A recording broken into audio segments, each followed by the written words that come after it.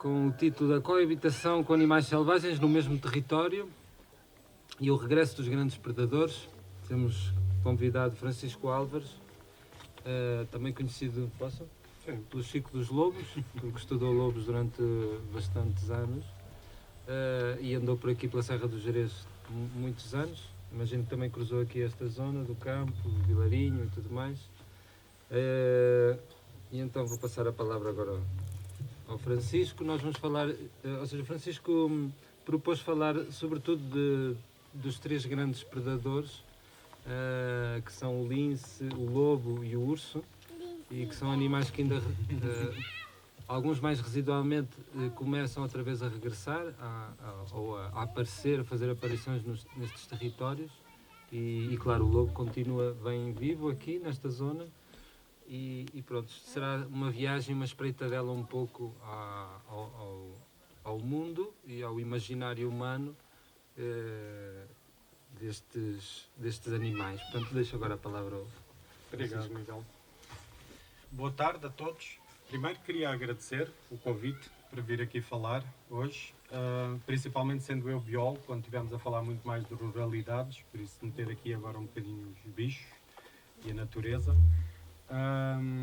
E dar os parabéns à organização por este evento, porque efetivamente, se formos ver a uma escala maior, e já falarei um pouco disso, a conservação destas espécies icónicas e que estavam em vias de extinção, que são raras, passa muito por uma filosofia de estar e de viver o mundo rural, de reativar aquilo que era mais tradicional e reinventar fazendo coisas mais modernas, que é muita filosofia deste encontro.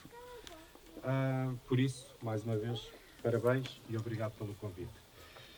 Como o Miguel estava a dizer, eu sou biólogo, já trabalho há 25 anos quase em Lobo, aqui nesta região da Peneda Gerês, e venho-vos falar um pouco de algo que tem sido já mencionado ao longo dos dias. Eu pelo menos estou cá desde ontem, o início da tarde, acho que antes disso também teria sido assim, pelo excelente leque de pessoas que têm vindo cá falar, umas mais letradas, outras com a Universidade da Vida, e que se fala muito do que é a ruralidade, a paisagem, e tem-se falado pouco da natureza, mas claro que a natureza tem acompanhado tudo isso, desde os usos, do que eram os usos mais tradicionais, de antigamente, do comunitarismo, que se falou agora, e lembro há pouco uma comunicação de um senhor, que não me recordo o nome, mas que era de Vilarinho das Furnas, e se calhar ainda está aí, João Francisco, que disse que havia fauna e havia animais aqui, havia aqueles que eram bons e havia aqueles que eram daninhos.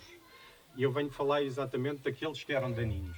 Os animais daninhos é, obviamente, uma reflexão utilitária dos animais, não é? Aqui numa altura que vimos durante estes dias que era muito difícil tirar sustento destas montanhas e que para isso tínhamos que nos organizar de forma mais de interajuda, num espírito de interajuda, era fácil haver elementos da natureza que nos eram muito mais agressivos, não é? Que nos davam prejuízos. Falou-se aqui tanto das cabras, da veseira, os cuidados com a veseira. Um lobo num ataque, ou uma alcateia de lobos num ataque, pode matar 30, 40 cabras. É um facto. E agora reparem o que é que pode ser isso, o impacto disso numa economia de subsistência, como antigamente.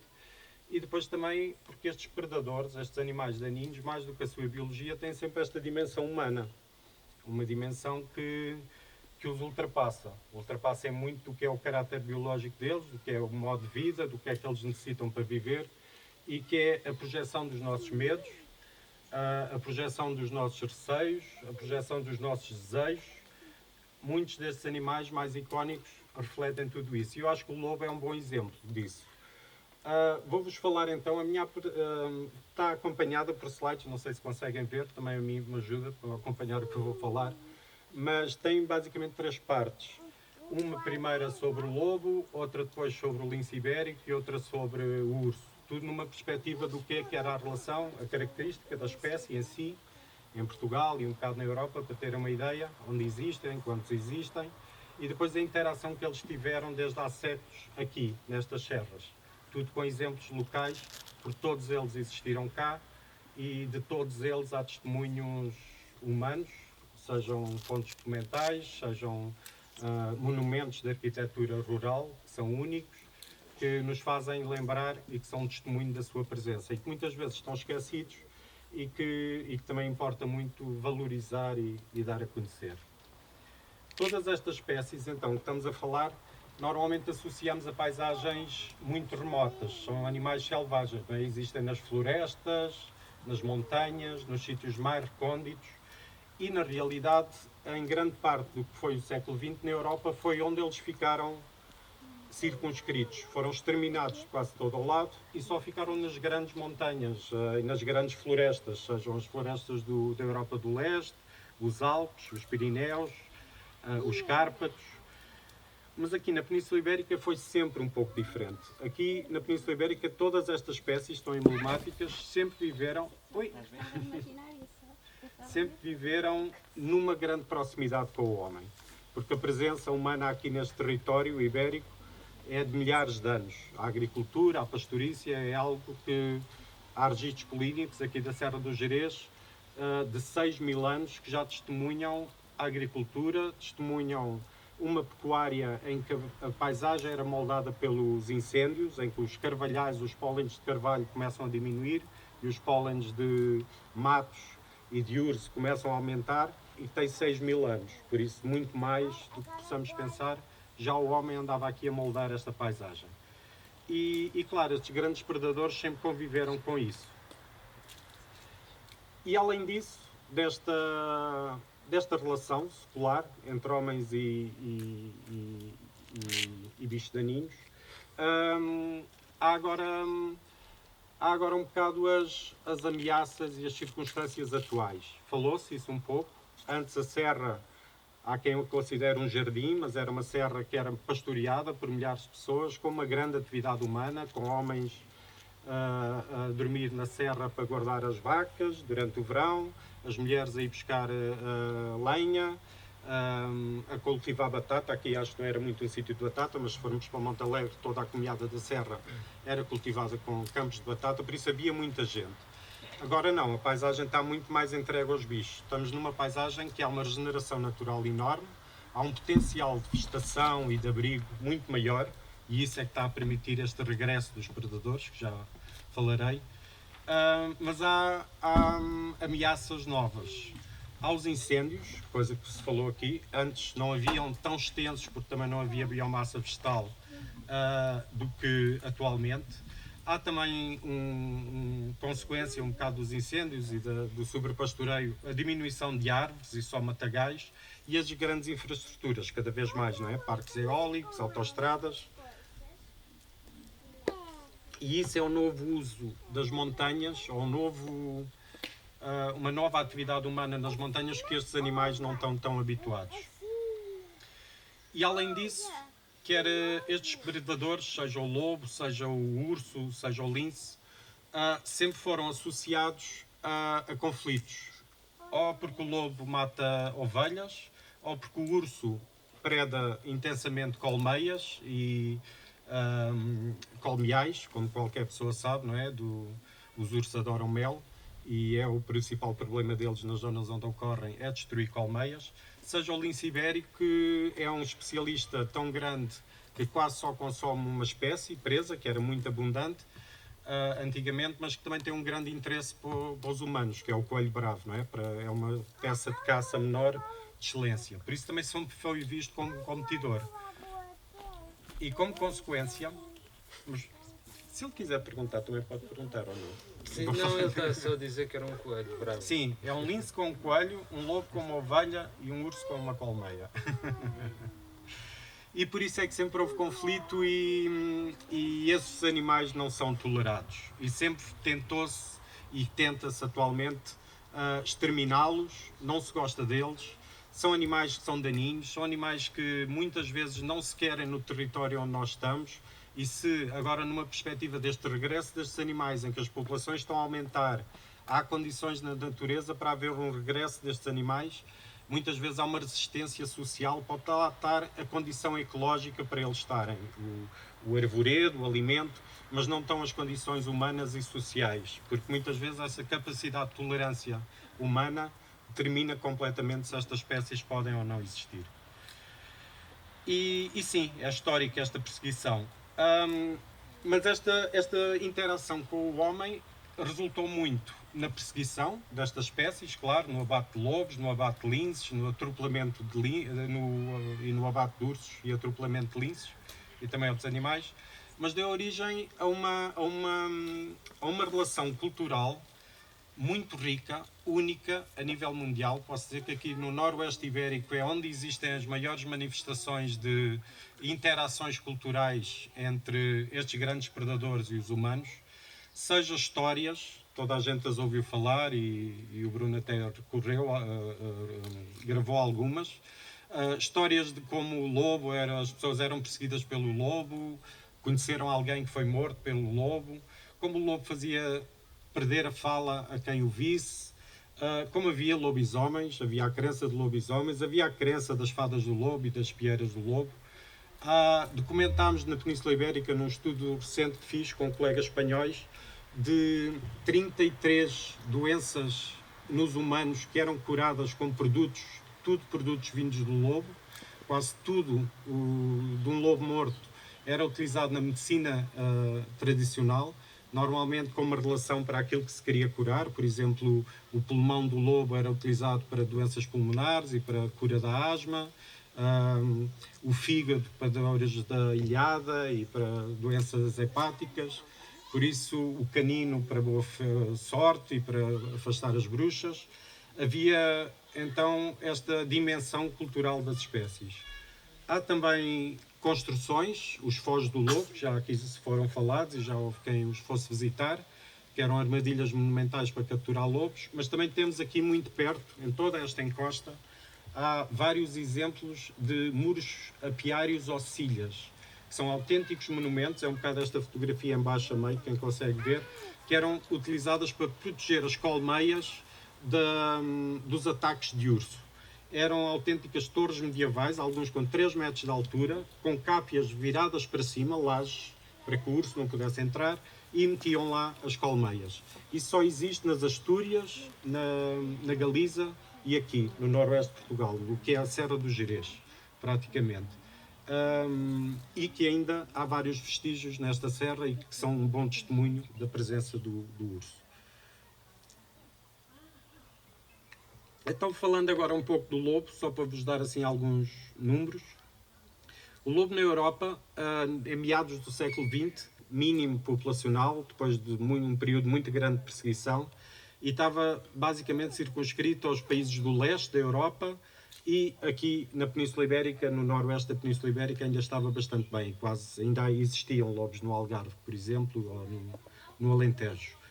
E, atualmente, face a estas mudanças da paisagem, as populações de lobo aumentaram bastante. Não tanto na Península Ibérica, mas a nível da Europa estão a regressar e estão a começar a ocorrer novamente em países como a Holanda, como a Dinamarca. Na Alemanha estava extinto há séculos, atualmente há quase 300 lobos. Por isso, tem estado a aumentar bastante atualmente. Na Europa estão estimados cerca de 12 mil lobos, só para terem uma ideia. E, falando só da Península Ibérica, estão estimados cerca de 2 mil lobos, em que cerca de 300 existem em Portugal. Nós temos cerca de 60 alcateias. Os lobos organizam-se em alcateias. Aqui nesta região, por exemplo, há 2 alcateias, uma daquele lado e outra do lado da Serra da Amarela. E são 2 das 60 alcateias que existem em Portugal. E cada alcateia tem um território bastante grande, que o defende, é onde se reproduz, onde caça, mas que contraria um bocado também aquela ideia muitas vezes das pessoas locais que dizem que um lobo numa noite corre 7 freguesias e que o lobo hoje pode estar aqui e amanhã pode estar já no Lindoso. De certa forma é verdade, o lobo tem essa capacidade. E os territórios, por exemplo, uma alcateia aqui tem cerca de 300 km². São áreas bastante grandes. Quer dizer que ele numa noite pode correr efetivamente 7 freguesias, mas dentro da área do seu território. Mas tem um limite dentro desse território dos movimentos que pode fazer. Esta é a distribuição do lobo na Península Ibérica, só para terem uma ideia. É quase só, cada pontinho são uma das alcateias que são identificadas. E embora em Espanha estejam a expandir-se, principalmente para este, Em Portugal continua a estar bastante circunscrita à área onde estava. Só para terem uma ideia, isto é o mapa de Portugal, e em Portugal, no início do século XX, anos 20, anos 30, existiam lobos ainda à porta de Lisboa, à porta do Porto, no Algarve, no Alentejo, e no espaço de 50, 40 anos, teve uma regressão que ficou a menos de 20% da sua área de distribuição original. Quer dizer que a presença e a atividade e a caça pelos humanos reduziu a população a 20% no espaço de 30, 40 anos. Isso significa um esforço de perseguição e de matar um predador que é tão difícil de ver, mas de uma forma muito eficaz, não é? Atualmente isto é a distribuição do lobo, para terem uma ideia, cada círculo é uma alcateia. Estamos aqui na Peneda Gerês. Estão a ver que, como disse, há cerca de 63 alcateias em Portugal. Estão divididos em duas populações, uma a norte do Rio Douro, que está conectada com o resto da população em Espanha, e outra mais a sul do Rio Douro, nas Serras de Viseu. Tem uma acentuada dinâmica de extinção e recolonização. O que é que isso significa? Com a perseguição tão grande que há do parte dos humanos, uma alcateia num determinado ano pode desaparecer, se for envenenada ou se as pessoas forem mais eficientes a matarem-nas, e desaparece durante 1, 2 anos e depois volta outra vez a aparecer por dispersão de animais de outras alcateias limítrofes, mas quer dizer que aqui, por ano, uma alcateia pode ter uma variação do seu número de lobos muito grande. Depende principalmente de se reproduz, mas mais do que isso, o número de lobos que as pessoas conseguem matar, mesmo sendo uma espécie protegida, não é? Mas é um facto que continuam a ser mortos ilegalmente. E aqui, no que é o Parque Nacional da Peneda Gerês, há cerca de 7 alcateias, o que dá cerca de 35 lobos, o que é o parque no geral, desde Montalegre, desde Pitões das Júnias até Castro Laboreiro. E nesta paisagem do parque o lobo vive, então, num gradiente um bocado de humanização, em que aqui o Minho e estas serras do Minho são muito mais humanizadas, com uma presença humana muito mais forte, e embora atrás os montes com uma presença humana menor, mas onde a atividade agrícola e a atividade rural é uma constante.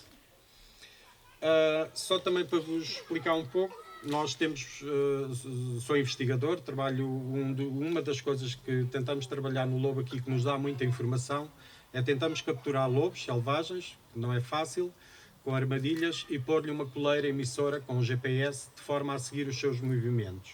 E vou-vos dar aqui um exemplo de um animal que capturámos 22 de agosto de 2012, que chamámos-lhe Moro. Cada localização azul, não sei se conseguem ver, mas ele foi capturado basicamente em Castro Laboreiro, na Serra da Peneda. Esse era o território onde ele nasceu, era a alcateia natal dele, e sempre viveu lá desde agosto até fevereiro, quando estávamos a seguir. As coleiras estão programadas para dar uma localização cada 2 horas, por isso, imaginam, conseguimos saber detalhadamente os movimentos que ele faz, por onde anda, e onde se refugia, onde é que vai à noite, e tudo isso. E a partir de fevereiro, a partir de maio, no período de 4 dias, fez um movimento, dispersou da sua alcateia. Eles, quando chegam a 2 anos de idade, cerca de 2 anos de idade, dispersam, vão procurar outras oportunidades para se reproduzir. E um bicho que nunca tinha saído da Serra da Peneda atravessou o Alto Minho todo. Estão a ver aqui as localizações, e foi formar uma nova alcateia na Serra d'Arga, aliás, acima mesmo de Viana do Castelo, na Serra de Santa Luzia, junto ao mar. Parou só a sua incursão de poucos dias junto ao mar. E nesse processo atravessou várias autoestradas, a A3, a A28, e um animal que nunca tinha saído de Castro Laboreiro, por isso, e conseguiu em 4 dias chegar a outra alcateia, que não havia ninguém. Nós estávamos a monitorizar e sabíamos que não tinham lá lobos, e ele ajudou a formar uma nova alcateia nessa zona. E isto dá para ver bem a capacidade que os lobos têm de conviver connosco sem ninguém se aperceber deles. Porque este lobo, estão a ver aqui no movimento, não sei se conseguem ver, mas ele basicamente, este movimento expressivo não foi através das serras de Paredes de Cora, porque essas serras estão ocupadas por outras alcateias e são territoriais, e os lobos dispersantes, podem ser mortos pelos lobos que estão residentes numa alcateia. Por isso ele teve que procurar o sítio, um pouco um limbo entre os humanos que o perseguem e os lobos residentes que também os perseguem. E acabou por andar muito mais ao longo do Vale do Rio Minho, cruzou a Vila Nova de Cerveira, passou muito perto também de Valença e por isso andou nesse limbo um pouco também para fugir dos próprios lobos. E alguns exemplos de como também testemunham de que houve sempre uma grande abundância de lobos nesta região. Desde muitos anos atrás, desde o início da nacionalidade, que é quando temos assim registros históricos, e por exemplo aqui é uma descrição do Pinho Leal, em que se dava um determinado valor monetário para cada loba que se matava, cada macho, cada cria, todos eles tinham um valor diferente. Claro que as fêmeas, pela sua capacidade de se produzirem mais lobos, eram as mais caras, eram aquelas que a recompensa era maior, mas também mesmo para uma cria de poucos meses de idade, logo que fosse capturada, dava-se dinheiro. Isso é a principal razão de como é que em poucas décadas conseguimos fazê-lo extinguir da maior parte do território nacional. Há também depois aqui várias referências, isto é uma referência do século XVIII aqui da Serra do Gerês, só para terem uma ideia de um lobo que terá vindo aqui e que foi publicada em 1734, que é a relação de uma formidável fera que saiu da montanha do Gerês junto da vila de Montalegre, na província de Trás-os-Montes, no mês de maio deste presente ano, 1734, e dos grandes estragos que tem cometido na gente e nos gados dos lugares circunvizinhos. Faz uma grande descrição de como atacou crianças, atacou animais. Possivelmente são lobos até podiam ter raiva, ser doentes, e por isso também é que eram tão agressivos pelas pessoas, mas seja como for, é um bom exemplo de como é que eram facilmente tornados um animal demoníaco e um animal tão negativo. E desta relação, como eu disse, há várias coisas, como por exemplo aqui esta utilização de peças do corpo do lobo na medicina tradicional.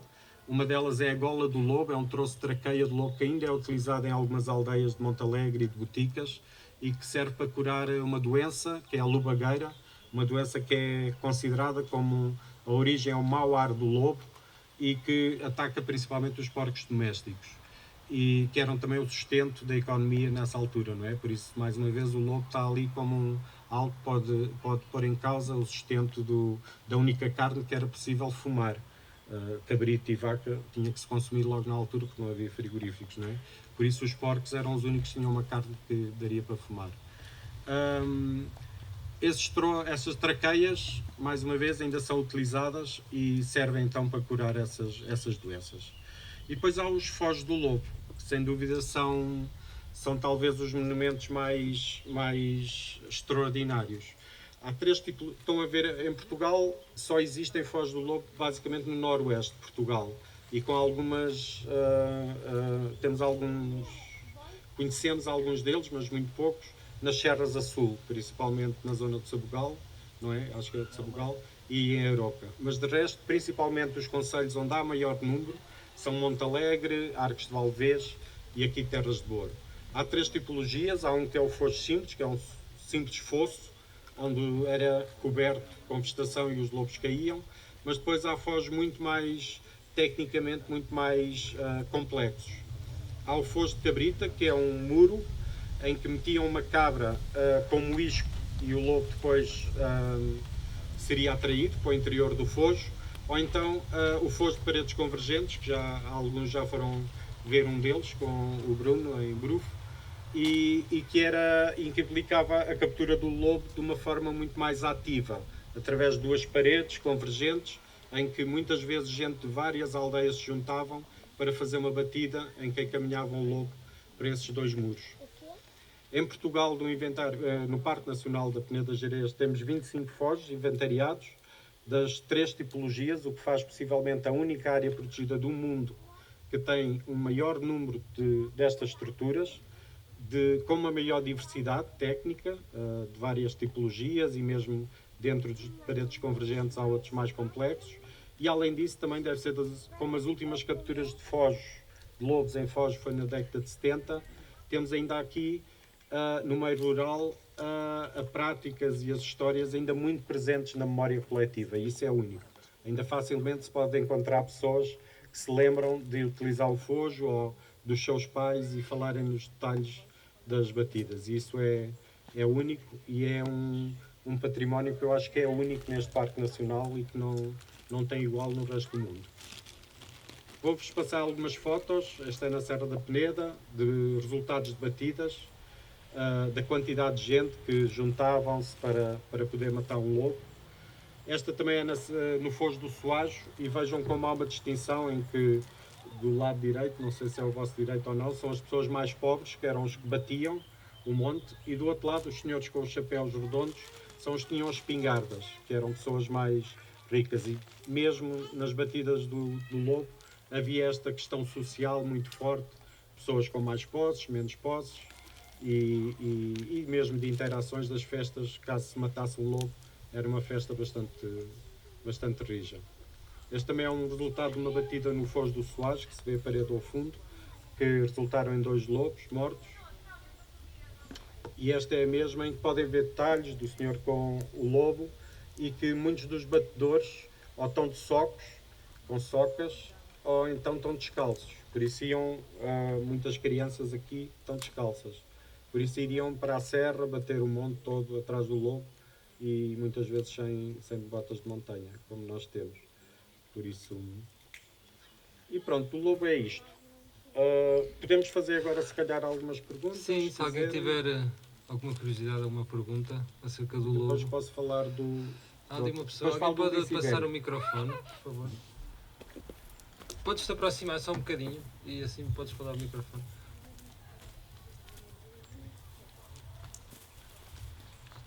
Uma pergunta muito simples. Siga. Fiquei com curiosidade quando falaste dessa coisa na caça do lobo, quando iam bater o lobo, quem tinha mais posses e quem tinha menos posses, quem tinha espingardas ou descalços, etc. Se havia papéis diferentes nessa caça para essas diferenças sociais, ou se faziam todos a mesma coisa. Naturalmente quem não tinha espingarda não te esperava, mas... Pois, normalmente quem tinha espingarda colocavam-se mais junto do fosso, onde os lobos seriam mais fáceis, já estavam mais confinados, mas depois bater o monte, muitos fojos, por exemplo, algumas batidas na Serra do Foz do Soajo, envolviam 3 dias de batidas. Começavam na Galiza e vinham batendo o monte consecutivamente.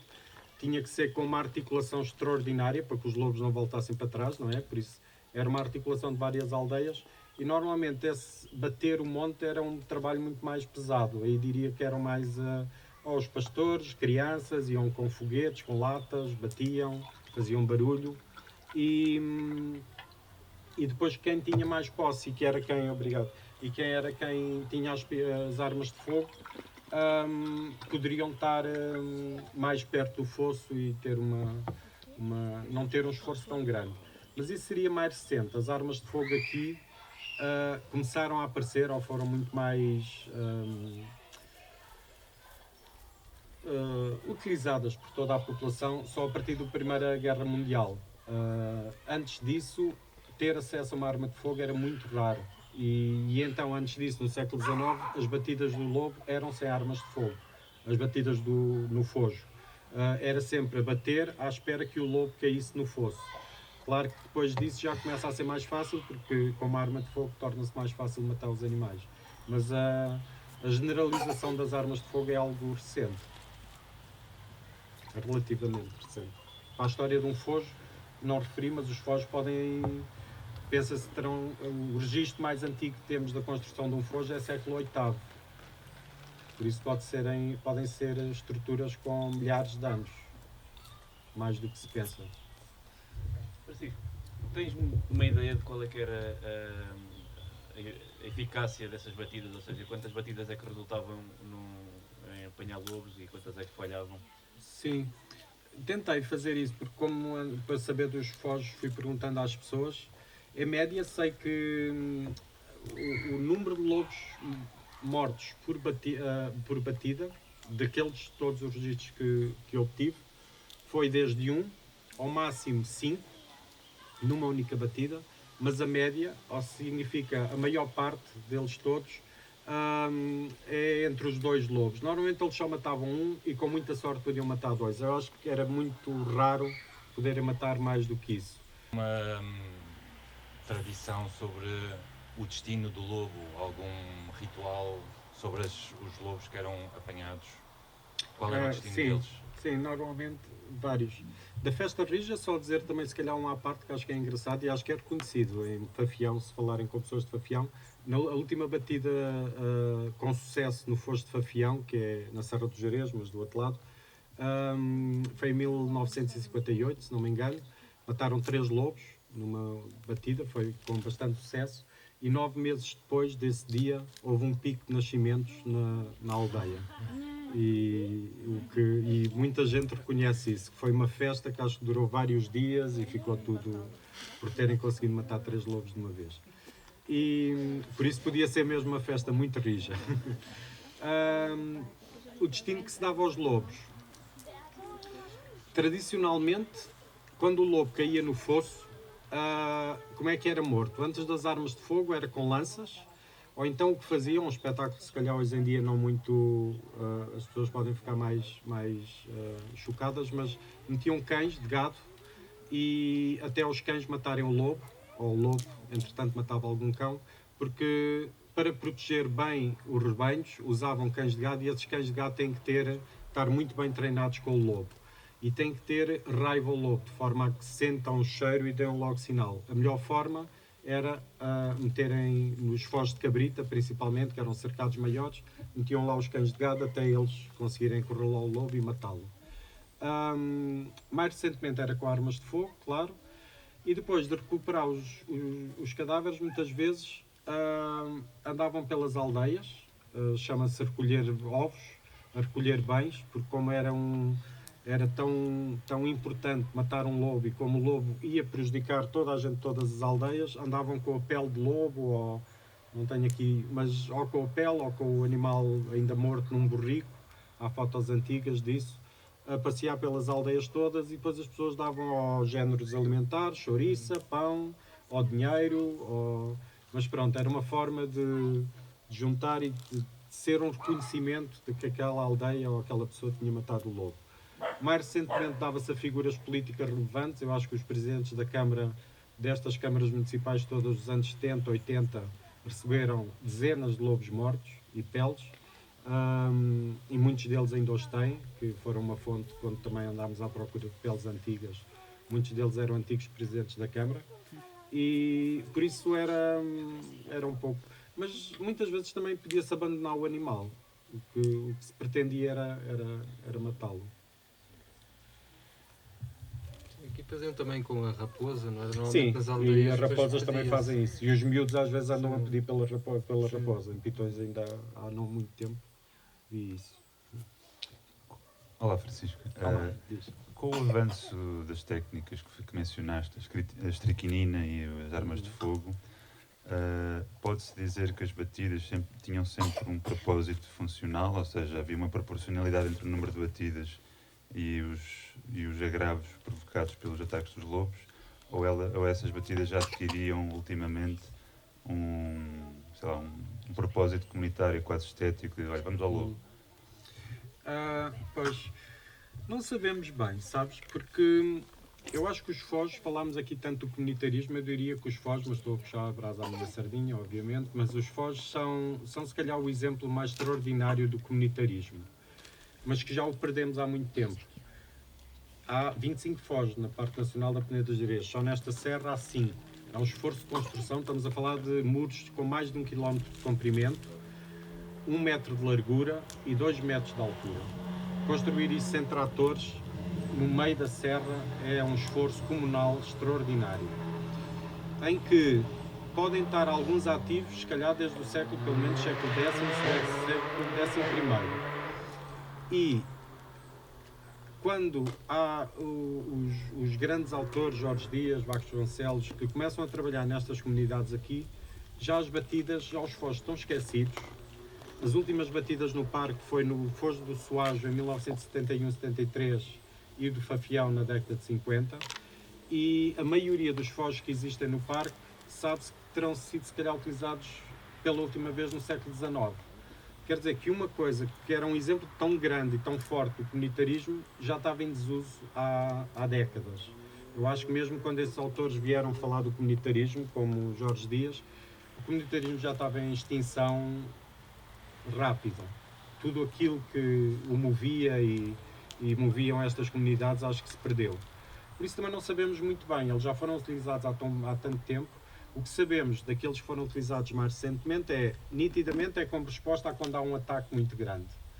E os fogos normalmente estão construídos no cimo da serra, nas zonas de altitude, e eram utilizados na Páscoa. Isso há legislação de quando se devia correr o monte. E porquê? Era antes das vacas e do gado ir para a serra. O gado normalmente no inverno está cá, na Páscoa, início da primavera, faziam-se umas boas batidas, escorraçavam-se os lobos e depois ia o gado para a serra. Só que temos alguns fogos que são utilizados de inverno, que estão perto das aldeias. Os fogos de Esfafião e de Chertelo, na Serra do Gerês, são únicos por isso. Não são os únicos fogos que conhecemos que não estão no cimo da serra. Estão junto à aldeia. Mas estão junto de umas aldeias que havia pastoreio no Monte de Baixo, que eles chamam Monte de Baixo.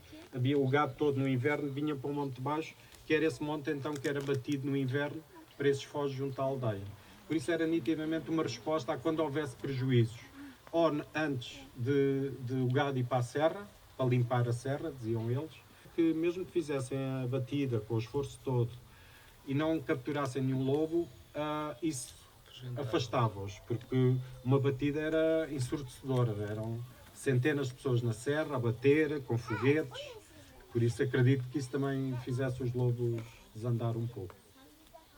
Dentro do seu território, depois acho que voltavam outra vez. Olá, boa tarde. Francisco, queria te perguntar qual é a tua perspectiva do conflito atual, ou um pouco a possibilidade de mediação desse conflito entre visões muito confrontadas, não é? Por um lado, o movimento ambientalista, conservacionista, por outro lado, as pessoas que ainda se dedicam à atividade, à criação de gado, à pastorícia, e possivelmente também tendo em conta todas as mudanças de maneio que atualmente se dão, e também a mediação também com o Estado e as indenizações, portanto, tudo isto que já vem de há muito tempo, mas uma perspectiva agora um pouco atual. Como é que vês este conflito e a possibilidade de facilitar algum processo entre estes vários atores? Isso é complexo, porque isso é um bocado o que é o meu trabalho, o que nós tentamos lutar, a ligação com a Autoridade Nacional e CNFs, com as comunidades. O conflito, a palavra conflito é forte, e conflito só existe quando há pontos de vista diferentes e quando não há vontade nenhuma de haver uma compreensão de ambas as partes. Isso em todos os conflitos deste planeta, não é? Infelizmente temos vários exemplos bons. E é o que acontece aqui. Aqui ontem, por exemplo, na conversa sobre o comunitarismo, foi bem evidente, há um ódio ao parque. O parque é um bode expiatório para tudo. As pessoas usam muito o parque como uma desculpa para aquilo que não podem fazer, para aquilo que lhes impuseram, e não ouvi ninguém dizer que nos dias de hoje viver num parque nacional é um privilégio, e é cada vez mais um privilégio, não é? Tens os centros urbanos a virem ao Parque Nacional para passar uns dias, e é uma oportunidade gigantesca. Ninguém falou da oportunidade que é viver num Parque Nacional. Falaram foi dos problemas de viver num Parque Nacional. E enquanto tivermos essa atitude, claro que... E o Parque Nacional continua a ter uma atitude de, em lugar de ter uma proximidade às comunidades locais, cada vez mais afastado das comunidades locais. Eu já ando cá há 25 anos, antes havia técnicos regionais, havia um técnico só aqui para o Gerês, viviam nas Caldas de Gerês, andavam por aqui, havia pessoas a trabalhar no parque, tanto aqui e mesmo com as comunidades. Depois passaram para Braga, agora já estão em Vila Real e agora, atualmente, sinceramente, nem sei bem onde estão. Se calhar mais em Lisboa, nem sei. Estão cada vez mais longe do território, teoricamente são eles os gestores, de alguma forma, deviam estar mais próximos. Isso não ajuda a diminuir conflitos. Por isso, para acabar com e por isso é que esta questão dos predadores, o problema não é do lobo, coitado. O lobo só come. O lobo é um medroso e um oportunista. E é um animal que foi perseguido séculos. Por isso tem um medo de nós extraordinário. Mas tem fome. E é extremamente inteligente. Ele só vai a um rebanho de ovelhas se têm a oportunidade para isso. As pessoas, às vezes, ainda há pouco tempo, tive o privilégio de ver um lobo a olhar para umas ovelhas em pleno dia. Ele teve mais de 3 horas a olhar para um rebanho, cheio de medo, no limite do bosque, onde estava assim escuro, sem aparecer, e punha-se assim mais alto, com a cabeça mais alta, estava nitidamente a ver, há pastor, há cão, e estavam ali as ovelhas sozinhas no prado. É tentador. Mas ele teve 3 horas até atacar as ovelhas. E pronto, viemos embora porque começou a ficar escuro. Certeza que aquelas ovelhas foram atacadas. Se mantiveram-se, depois ficou escuro com as ovelhas no prado. A culpa é do lobo. Eu acho que tem que haver responsabilidade, não é? Antigamente não se deixava uma cabeça de gado sozinha. Antigamente as pessoas iam todas, durante o verão, passar o verão àqueles abrigos pastoris de falsa cúpula, a dormir no chão, para proteger os vitelos. Atualmente as vacas andam lá na serra, há exceções, aqui na Serra dos Jerez, ainda há bezeiras a funcionar, o que é extraordinário, mas a maioria do gado anda sem controle. E anda com tão pouco controle que eu tenho visto vacas, às vezes, na serra, no inverno, paridas, com vitelos. Os partos já não são controlados. E olha que fazer uma vaca, ter um vitelo no inverno, com neve, no meio da serra, não é gostar dos animais, não é? Porque é muito difícil para uma vaca tirar sustento da serra no inverno, ainda por cima parida. Por isso, atualmente há esta questão toda também dos subsídios, não é? Toda a gente sabe, estamos dependentes, as famílias são pagas para ter vacas, ou número de indivíduos, mas não há uma fiscalização ou não há uma valorização da sua rentabilidade. Por isso o que interessa é ter 30 vacas e mandá-las para a serra.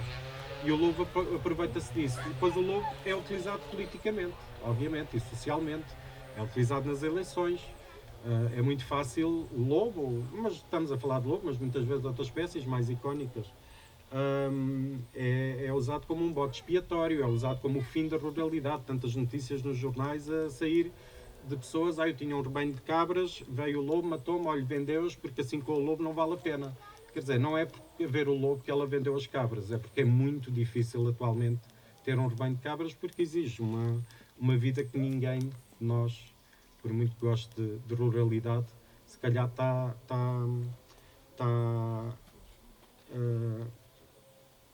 disposto a aguentar, não é? Porque ter cabras não é como ter vaca. E todas as horas a ir para a serra e são animais que precisam de andar. Por isso, se deixarmos de ver as falsas questões e começarmos todos a diminuir esse conflito e a tentar perceber os pontos de vista dos outros, tudo funciona. E digo-te, tal como disse no início, o melhor exemplo é esta atividade. Eu acho que uma atividade como esta, em que tiveram cá pessoas locais, em que há interações com as pessoas locais, com pessoas que vêm de fora e com pontos de vista diferentes desses que dizes, um bocado mais do ambientalismo com o rural, é o futuro. E daí que disse logo no início que a conservação do lobo e destas espécies passa muito por este tipo de filosofia que se pode estar aqui a potenciar um pouco. Então de lobos podemos passar aos linces. Passamos aos linces. Queres ver os linces? Anda a ver os linces. Não era ela, eu queria Está ali. muito os linces. Queres ver os linces? Não.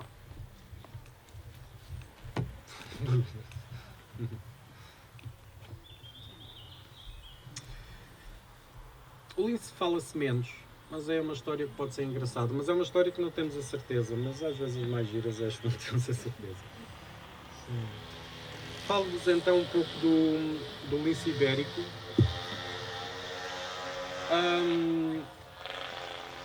O lince ibérico é uma espécie que é endémica da Península Ibérica, só ocorre no mundo inteiro, em Portugal e Espanha, o que faz dele uma espécie com muito interesse, não é? Em termos de conservação. Não existe em mais lado nenhum do mundo. E que desde meados do século XX, quando começou a ter mais preocupação em termos de investigação e sabermos quantos existem e onde existem, existia principalmente aqui nestas áreas, na metade sul da Península Ibérica. E desde os anos 60 começou a ter uma regressão, semelhante à do lobo, mais drástica, porque na realidade levou a que no início dos anos 2000, 2010, fosse considerado extinto em Portugal, já não existir, e em Espanha estava circunscrita a 2 pequenas populações. Uma na Serra Morena, aqui a vermelho escuro, não sei se estão a ver, mas a comparar com a área de distribuição que eles tinham, deve ter ficado circunscrita aí a 5% da sua área que existia em meados do século XX. E outra em Doñana. As duas são em Andaluzia e com populações muito pequenas. Atualmente, estima-se, eles têm estado a recuperar, estes números podem não estar muito atualizados, mas é cerca de 300 linces no mundo, ou seja, em Portugal e Espanha, e 90, quase 100 fêmeas reprodutoras. E face a esta situação tão drástica que o lince teve de quase extinção na natureza, em que aquilo que ele se alimentava, que era o coelho bravo, está a desaparecer cada vez mais, não é? Sabem que o coelho tem estado a sofrer muito com doenças. Fez-se desculpa. Olha este pequenino. Fez-se um esforço que não se tem feito para muitas espécies, que é tentar produzi-lo em cativeiro. Chama-se conservação ex situ. Quer dizer que não nos bastava conservar as populações selvagens, o habitat delas, aquilo que estamos a tentar fazer para o lobo, mas já tínhamos que intervir mais. Temos que aprender, primeiro, a criá-los em cativeiro, que foi um desafio, porque ninguém os tinha criado em cativeiro e eles sobreviverem. Nascerem, não terem nenhum contacto com os humanos, terem o mínimo contacto com os humanos e serem depois libertos na natureza, com pompa e circunstância e muito político, sempre foi, para criar populações novas na natureza. E isso foi um desafio completamente diferente, não é? A história que eu vos contei do lobo, estamos a tentar conservar os lobos que ainda existem aqui, tentar-lhe arranjar formas deles sobreviverem e reproduzir-se na paisagem, mas o lince não, o lince teve que se fazer uma recuperação mesmo. E tem sido bastante, com muito sucesso. Graças a isso, nós temos um centro de recuperação, quer dizer, um centro onde eles se reproduzem em cativeiro em Portugal, em Silves, no Algarve, e depois são dos vários centros que existem em Espanha e em Portugal, são depois selecionados indivíduos e áreas onde os devemos libertar. E atualmente em Portugal só ainda foram libertados numa única área, no Val do Guadiana, perto de Mértola. Aí foi a zona onde o ICNF, a Autoridade Nacional, decidiu que vamos soltar os linces, estão a libertá-los e tem sido com bastante sucesso. Mais uma vez, eu acho que estes números agora estão desatualizados, sim, isto é 2017, mas já deve haver cerca de 50 indivíduos em Portugal e possivelmente cerca de 10 fêmeas reprodutoras.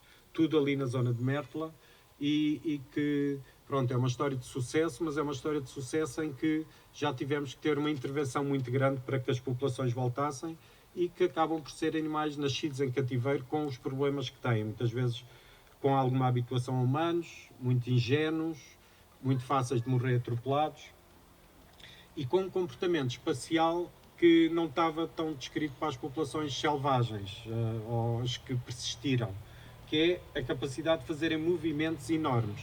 Esta é a distribuição do lince em Portugal, mas vou passar. Um exemplo é um lince que foi reintroduzido, que nasceu em Silves, no Centro de Recuperação de Silves, foi reintroduzido em Montes de Toledo e fez um movimento de mais de 3.000 km, cruzando a Península Ibérica nos dois sentidos, quase até Catalunha, até Barcelona, voltou outra vez e morreu atropelado na Maia. Por isso estão a ver como um animal que passou o tempo todo em cativeiro é libertado na natureza e cruza a Península Ibérica por todo o lado e vai acabar por morrer na Maia, o que é um sinal que cruzou paisagens completamente humanizadas, cruzou Trás-os-Montes e que nos também ensina muito como é a capacidade de adaptação e de tolerância que estes animais têm. E, graças a isso, a esses animais que são reintroduzidos então em Mértola, que é onde estão a reproduzir-se, temos tido avistamentos em vários sítios do país e não é de estranhar que algum possa aparecer de vez em quando no Gerês, porque dispersam. Agora, algo interessante é que se formos mapear todos os registros que temos em Portugal de lince entre o século XIV até o século XIX, são estas áreas mais a roxo, estão várias zonas no sul de Portugal, mas temos um núcleo de presença histórica de lince aqui nestas serras do Gerês. São serras que não são mediterrânicas, que não são como o habitat do lince no sul da Península Ibérica. E tem havido várias provas, até de Espanha, a sugerir que essa espécie não é o lince ibérico, mas é uma outra espécie, é o lince europeu. O que existia no norte da Península Ibérica deveria ser o lince europeu, incluindo aqui a região do Gerês, porque está incluída não numa região biogeográfica que é mediterrânica, que é aquele clima mais quente, mas numa região mais, denominamos, euro-siberiana ou atlântica, muito mais úmida, e onde essas espécies, o lince europeu é uma espécie tipicamente do norte da Europa. As maiores populações estão na Escandinávia. Não está dado como existente na Península Ibérica e atualmente está considerado extinto, mas é possível que tenha ocorrido até tempos históricos. Há um recente trabalho agora que se conseguiu de uma mandíbula encontrada nos Pirineus, datar, e era de lince europeu, confirma-se, nos Pirineus, e do século XVI, acho que é do século XVI. Por isso existiram linces europeus no norte de Espanha, e possivelmente é esta mancha aqui mais clara que estão a ver, ocupava o noroeste de Portugal. E efetivamente, se formos ver os escritos antigos sobre o lince nesta região, têm descrições que fazem deles um bocado diferentes do lince ibérico. Vou-vos ler no Códice de Pinto de Cães, de 1744, na Serra do Gerês, fala que há outra espécie de lobos, a que estas terras chamam cervais, lobos cervais, que ao contrário dos grandes, são mais pequenos, diversos em inclinação, têm unhas de lanceta, com anzóis, pele engraçada com várias pintas, cabeça, boca, pernas como a de um gato e que excede um raposão. Nitidamente um lince, não é? Um gato, mas depois com comportamentos que, como aqui na freguesia de Outeiro, atacavam pessoas. Há registros de crianças mortas por eles. Atacavam principalmente rebanhos de cabras e ovelhas e eram chamados de lobos cervais porque gostavam de atacar cervas, corços. E o lince ibérico é um lince muito mais pequeno que come e ataca principalmente coelho. O lince europeu, mesmo na sua área de distribuição, no centro da Europa, está documentado como a principal presa é o corço, ataca animais domésticos, como as cabras, e também pode atacar pessoas. Com estas evidências, parece-nos que possivelmente o que existia aqui era outra espécie, da que existe atualmente, e que se calhar seria interessante no futuro pensar numa reintrodução. O último registro que temos é de 1825, não é assim há tanto tempo, numa serra ali de Boticas, e que ainda dizem que terão morto uma destas feras, um lobo cerval, em 1825. Por isso, possivelmente, extinguiu-se em meados do século XIX. Pronto, isto foi do lince. Querem perguntas do lince? Depois posso falar do urso. Tem alguma questão? Ou posso acabar? Sim. Se já estamos estendidos, estamos muito estendidos. Um pouco. Sim. Depois, sim.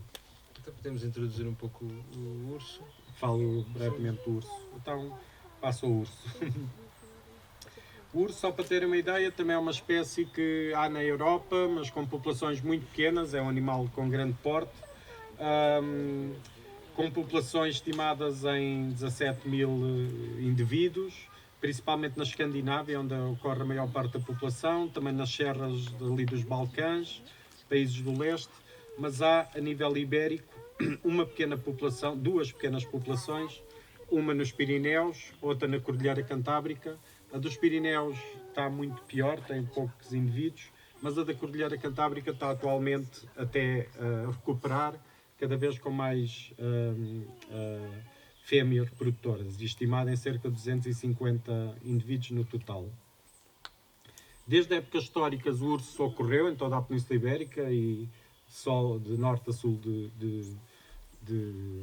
da Península Ibérica, de Espanha e de Portugal, mas desde aí do século XIX, XVIII, que já está circunscrito a estas serras aqui do norte das Astúrias e da Cordilheira Cantábrica. Em Portugal há muitos registros na toponímia, há registros que no século XIV, XV ainda existiam no Alentejo. Aliás, é das espécies portuguesas com legislação específica para as proteger, foi das primeiras, em que há várias normativas dos reis para proteger e proibir a caça ao urso. Por isso é das primeiras espécies que foram consideradas para proteger. Nos últimos 20 anos, a população de ursos em Espanha tem estado a aumentar bastante e faz com que comecem a expandir-se principalmente os machos mais jovens, dispersantes, a fazer movimentos muito amplos. e esses movimentos estão cada vez a chegar mais à fronteira portuguesa. Neste mapa, não sei se conseguem ver, a azul são as zonas de reprodução, onde ainda há ursos, na Península Ibérica, e a verde são onde o habitat é bom, onde há boa paisagem e conectividade para que eles possam dispersar e chegar. E como podem ver, o que é o norte de Portugal, quer a Peneda Gerês, quer Montezinho, tem, principalmente Montezinho, tem uma atualidade de habitat muito boa e uma continuidade. Quer dizer que é muito fácil os animais dessas populações reprodutoras chegarem até cá. Nos últimos anos isso tem-se verificado, cada vez com mais registros de ursos mais próximos da fronteira e, finalmente, o ano passado, em abril, tivemos a primeira confirmação de um urso, depois de tantos anos de ter sido extinto em Portugal, de um urso em Bragança, no Parque Natural de Montezinho. Aqui na Peneda Gerês é provável que também ocorram, só para ter uma ideia, vendo aqui um bocado o mapa, mas como estão a ver, Peneda Gerês é uma área de atualidade, mas um bocado isolada, porque está rodeada do Vale do Rio Minho, zonas muito humanizadas que é difícil eles chegarem cá. Mas mesmo assim, este ano já foi detectado nas Serras de Ourense, aqui perto, e por isso acho que é uma questão de, se calhar, de poucos anos, até poder haver também a presença pontual de urso aqui, e que acho que isso sim é o supra-assunto, como a paisagem está a ficar cada vez mais selvagem, mais naturalizada, onde a atividade humana é diferente de antigamente, mas que acaba por haver mais condições de refúgio e de reprodução para estas espécies. Aqui na Peneda Gerês só há algumas ideias de alguns escritos antigos, desde o século XVIII, que há muitos que falam da grande quantidade de ursos, destruíam colmeias e que para proteger as colmeias faziam muros fechados, ou xilhas, aquelas muros apiários que vos tinha dito que há aqui alguns. Há também do último urso que se acredita ter sido morto aqui na freguesia de Cabril, na Serra do Gerês, e os muros apiários são estes, são estas construções bastante monumentais também, onde metiam as colmeias para que eles protegessem. Há vários exemplos destas colmeias, quase todas estão destruídas e em ruínas, e que também seria muito interessante recuperar, porque é um testemunho rural muito interessante, que é desta interação das pessoas com os animais e da convivência. Há também o registro antigo aqui na Serra do Gerês de usarem uma armadilha tradicional, que era um grande penedo, metiam um cortiço com mel, como isco, o urso ia tentar aceder e caía-lhe um penedo enorme, aquilo era acionado na cabeça e matavam-no assim. Há descrições antigas a descrever isso e que são semelhantes a outras armadilhas que também existiam nas Astúrias. E pronto, e o último registro de um urso selvagem em Portugal, antes deste registro agora recente, foi em 1843, na zona de Montalegre, e que é tido como a última ocorrência que terá acontecido em Portugal desde este agora de abril de 2019. E sim, notícias antigas também do abate do urso. E que com o seu regresso foi também, mais uma vez, foi notícia. Houve muitas notícias sobre o regresso do urso a Portugal. Surgiram também muitas notícias falsas, porque são animais icónicos e chegou-se a dizer que havia algo no Gerês, não é verdade, não foi confirmado, mas que são animais que despertam muito da nossa mente e por isso é que também aparecem tanto na comunicação social. E pronto. Dizer que estas espécies são espécies-chave no ecossistema, é possível uma coexistência sustentável, prefiro em contrapartida ao conflito e tentar promover a coexistência, e que para isso só temos é que essa coexistência com os interesses e atividades humanas tem que haver um ordenamento do território, tem que haver boas práticas agropecuárias e cinegéticas, tem que haver um potencial cultural e turístico. Acho que temos que valorizar o papel que estes animais têm na nossa cultura e haver uma sensibilização e uma educação. E com isso eu creio que conseguimos um bom nível de coexistência. E é tudo. Obrigado.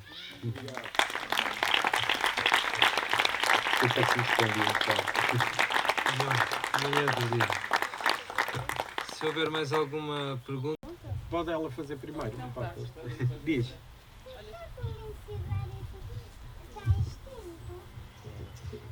teve quase extinto, mas houve pessoas que o tentaram salvar e conseguiram. Só que está muito para ele viver na natureza, está muito dependente de nós. Temos que lhe dar de comer, temos que pôr lá fêmeas de vez em quando para eles se reproduzirem.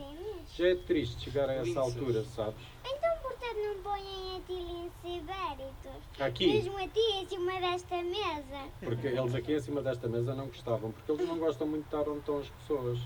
Esse é o problema, por isso é que eles se extinguiram. Íamos a ti, íamos para as nossas casas e eles gritavam a ti em cima da mesa. Mas aqui talvez não, mas na serra se calhar algum dia ainda vão vir, vais ver. Mas vão vir. Temos é que cuidá-los para que não precisem tanto de estarmos lá nós a tratar deles. Eles têm que saber tratar deles próprios. E se nós puséssemos a ti um macho e uma fêmea pequenitos?